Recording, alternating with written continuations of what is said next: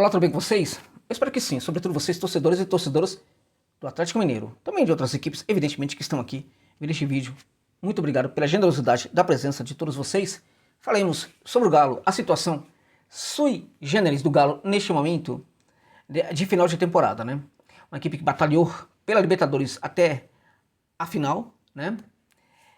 Pode cair para a segunda divisão. Claramente que é muito difícil que caia em virtude de que, primeiro, o adversário que o Galo vai enfrentar no final de semana é um adversário horroroso, que no seu penúltimo jogo perdeu dentro de casa. Horrível. O Atlético Paranaense está muito mal. Tá? De qualquer maneira, o Atlético Paranaense, que pode se salvar, inclusive, aí do rebaixamento, né, tal, enfim, está se salvando do rebaixamento, pode ir à Copa Sul-Americana. Acho que a Conmebol precisa fazer alguma coisa em relação a isso, né? É necessário. Vamos lá, olha só. O Galo simplesmente deixou de lado o Campeonato Brasileiro, por inúmeras razões, né? É possível que algumas delas estejam ligadas àquela suposta premiação bilionária, né, que seria paga aos jogadores, e nisto há um erro gigantesco dos dirigentes, tá? Porque se de fato anunciaram isso muito previamente, né, até mesmo em virtude de fazer com que os jogadores se concentrassem na final, porque eles queriam ir para o Super Mundial, isso pode ter sido, sabe, a gota que entornou completamente o copo, tá? Nós estamos falando aqui de gente amadora. Esse pessoal que adquiriu a SAF do Galo é gente amadora. Um bando de apaixonado romântico com tudo. Apesar de serem bilionários, estão olhando para o lucro que pode ter com o Galo. Não somente o lucro político, pessoal e político, mas neste momento, essa gente pensa inclusive no lucro financeiro.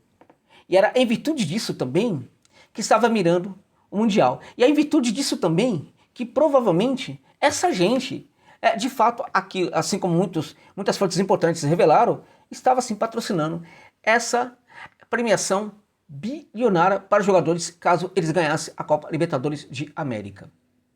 Esses dirigentes, em nenhum momento se manifestou no sentido de que a equipe estava muito mal no Brasileirão, porque provavelmente eles estavam um pouco se linchando para o Brasileirão. Só que esses dirigentes, quando a equipe sai da Libertadores, eles aceitam a renúncia do técnico, né? Na verdade foi uma renúncia, que é o que está sendo dito, mas as coisas são bem complicadas, não é bem isso que aconteceu, porque nem sempre é bem isso que acontece. Tá? Esses dirigentes, né, demitem o técnico, porque ele não ganha Libertadores, evidentemente, mas demite o técnico faltando uma partida para terminar o Brasileirão, e não se deram conta, provavelmente, ou são estúpidos, né, de que essa partida pode ser vital, né, para que a equipe não termine a temporada de uma maneira acachapante, com uma derrota acachapante, correndo risco, caindo para a segunda divisão e supostamente tendo até o grande arquival indo para a Libertadores. Algo que provavelmente não vai acontecer, e acho que os torcedores e torcedoras do Galo devem agradecer muito ao fato de que lá também, no outro clube, só tem gente estúpida dirigindo, né, a SAF, né? Dentre outras coisas, por quê? Porque brinca o tempo inteiro de trocar técnico, assim como o Galo constantemente o faz, né? E neste momento, os torcedores têm que agradecer muito o fato de que o técnico do Cruzeiro é o Diniz. O Diniz, tá? Que atrapalhou demais aquilo que estava funcionando com o Fernando Seabra. Ok? Então, o que acontece? A renúncia do técnico Milito ocorreu após o jogo contra o Vasco. Ele falou que já não aguentava mais. Perfeito. Numa época, por exemplo, aqueles que são mais antigos, né, do Eduardo Maluf, né? O que aconteceria neste caso? Ele fecharia completamente ali o vestiário, né? Ele iria para a entrevista coletiva, somente ele, provavelmente neste caso, para blindar completamente o técnico e os jogadores. O que fazem esses dirigentes do Galo depois da derrota? Eles vão fazer uma reunião no vestiário. Meu Deus, gente! Uma reunião para decidir algo tão importante para o clube. Essa reunião acontece no vestiário. É inacreditável. É uma coisa assim que conta lá em Portugal. Sabe aquelas piadas que no passado a gente tinha vendidas em banca do jornal? Tinha lá, piadas de português e tal. Lá em Portugal provavelmente tem piada de brasileiro. Né? Conta lá em Portugal essa piada. Ninguém vai acreditar num negócio desse. Por mais que eles acreditem, né, os europeus, que nós somos ridículos em termos de planejamento, em termos de comando dos clubes, eles não vão conseguir acreditar que algo dessa natureza aconteceu. Um clube de futebol que estava disputando Libertadores, que pode cair para a segunda divisão, né? Depois do penúltimo jogo da temporada, os dirigentes vão fazer uma reunião com o técnico no vestiário e decide algo vital para o destino do clube no vestiário pós-jogo, quando todas as emoções estavam afloradas, inclusive, segundo informações, comprar um dos jogadores chorando, né, que foi o Davidson. Olha o nível dessa gente que está comandando o Galo. É inacreditável, tá? Claramente que alguns vão falar, mas o Milito talvez não tenha feito a sua parte. Eu acho que o Milito deixou um pouco a desejar sim, em várias questões, né? Mas o Milito, por exemplo, para mim, ele consegue configurar uma situação, né, que leva a equipe ao seu limite. Aquilo que ela poderia provavelmente conquistar. Né? Ele consegue fazer a equipe avançar nas Copas. Não foi a tal da premiação, foi o Milito que conseguiu fazer a equipe avançar nas Copas, né? Ele estava conseguindo, em alguns momentos ali, apresentar um Galo muito competitivo. De algumas rodadas para cá, essa equipe acabou completamente. Por que acabou completamente? A gente via jogadores andando em campo, a gente viu o Paulinho se escondendo atrás dos zagueiros do Botafogo. A gente viu o Scarpa, horrível, caiu demais nesses últimos 3 jogos do Scarpa. A gente via o Hulk no primeiro tempo também aceitando a marcação. Depois da conversa de vestiário, ele volta para o segundo tempo para ser o Hulk que todo mundo espera que ele fosse. Né? A gente vê alguns jogadores lá na equipe, a gente vê o lateral, né? O lateral da seleção brasileira, é isso mesmo, que ganha muito bem, né? Chegando ali perto da área, voltava a bola para trás, não fazia nenhuma jogada para tentar agredir a defesa do Botafogo. O Arana, até mesmo ele, que caiu também brutalmente nesses últimos jogos. Por que essa queda foi tão acentuada nos jogadores que, em teoria, estavam apoiando o técnico? Esgotamento físico, esgotamento mental e outros tipos de esgotamentos. E isso é produto também da ausência do departamento de futebol, que tem que pensar todas essas situações, né? E se antecipar a elas e apresentar, né, atenuantes para esses problemas. Esse departamento de futebol do Galo não existe, a despeito de nele está o Vitor, um ídolo da equipe. E o Vitor também, né, que a despeito de ser um ídolo, né, como dirigente, talvez ele não seja tão relevante para o clube como ele era como jogador, porque isso é muito normal. Né? O jogador de futebol, que aliás tem sido muito utilizado pelos clubes, né, os ex-jogadores, né, muitas vezes ele não recebe uma preparação aprofundada, né, com testagem, inclusive, em vários setores do clube, antes de virar um dirigente. Ele já vira dirigente de cara, né? E a gente vê, por exemplo, que a aceitação de algumas situações ali mostra que ou o Vitor concordava com tudo, ou ele realmente não tinha peito para bancar algumas situações ali complicadas. Como, por exemplo, vamos fazer uma reunião no vestiário. Ora, ele que liderou a reunião no vestiário, ele jamais, na posição dele no Galo, deveria aceitar que a reunião acontecesse no vestiário. Tá? Eu sei que muitos de vocês não gostam que eu fale disso, mas é verdade, gente. Tá? O Galo vem acima de tudo, tá antes de qualquer um. Tá? E eu não estou falando do ex-jogador, ídolo seu, com justiça. O São Vitor, eu estou falando de um dirigente, e ele certamente, como dirigente, certamente é o menos culpado de tudo, o menos culpado, mas também assina, porque estava lá fazendo reunião. Tá? Os dirigentes se mostram nesse momento um tanto quanto chateados com o fato da equipe não ter ido para o Super Mundial, era o que eles queriam. Sabe por quê? Porque essa gente, na verdade, ela quer pagar a dívida do Galo com a produção desse dinheiro pelo próprio Galo. Isso é desonesto. Isso é desonestidade. Foi por causa disso que a Premier League mudou, né, as leis para aquisição de SAF no futebol inglês, né? A partir do que foi feito no Manchester United. O que está fazendo essa gente, né? Que eu não vou falar o nome que eles não merecem. Essa gente que eles estão fazendo neste momento. Eu vou falar também o que eles são, para não receber aqui processo. Já estou muito pobre, esse canal está indo pra merda completamente, tá? Totalmente.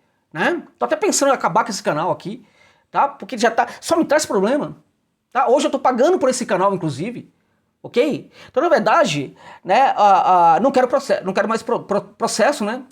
Dessa gente aí que depois vai querer, enfim, não tem condição, tá?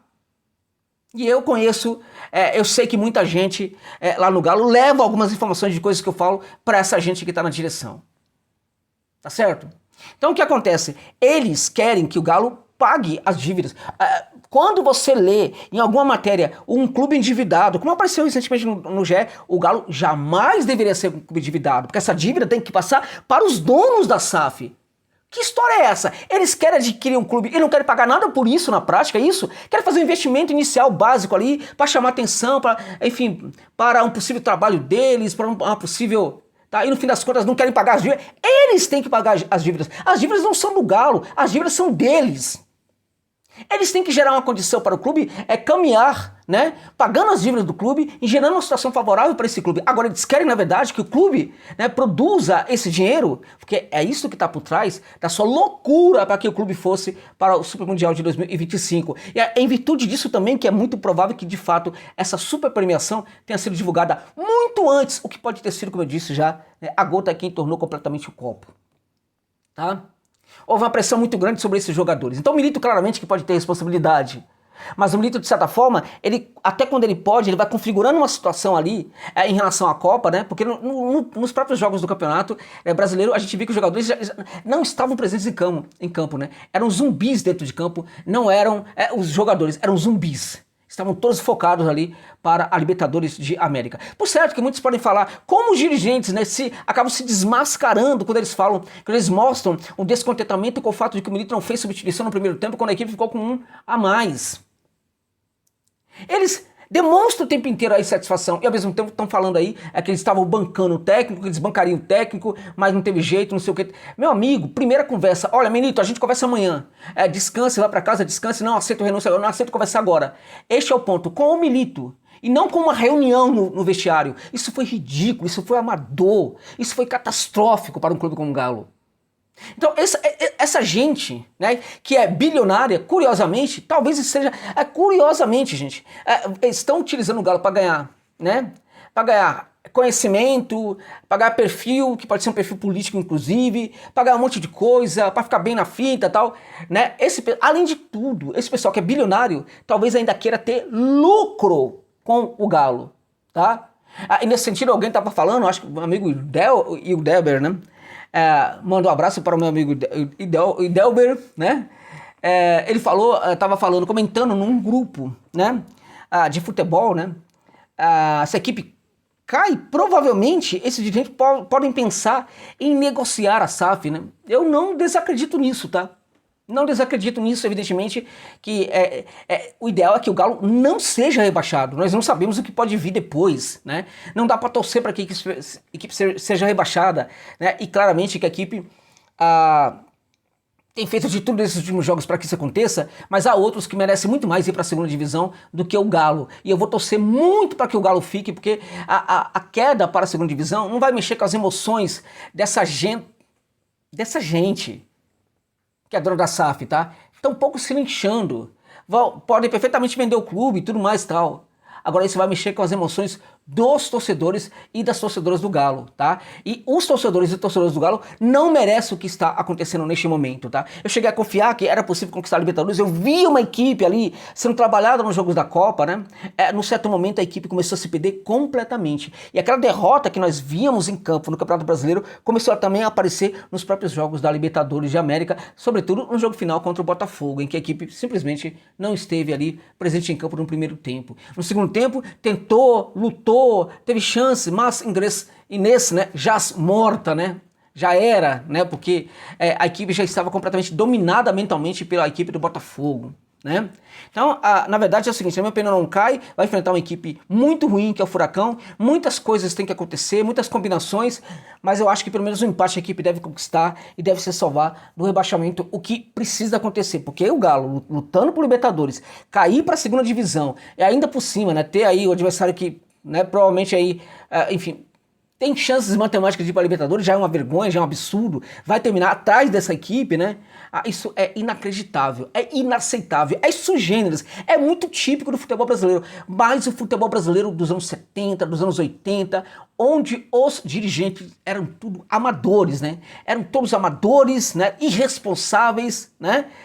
Usavam clubes para sua própria promoção pessoal e assim por diante. O que é mais triste, o que é mais lamentável em relação ao Galo, né? É que o Galo vira uma SAF. SAF e passa a ter dono. E esse pessoal, na verdade, traz de volta o mesmo tipo de gestão que acontecia nos anos 70, nos anos 80. Isso é catastrófico e o Galo não merece isso, meus amigos e minhas amigas. É isso.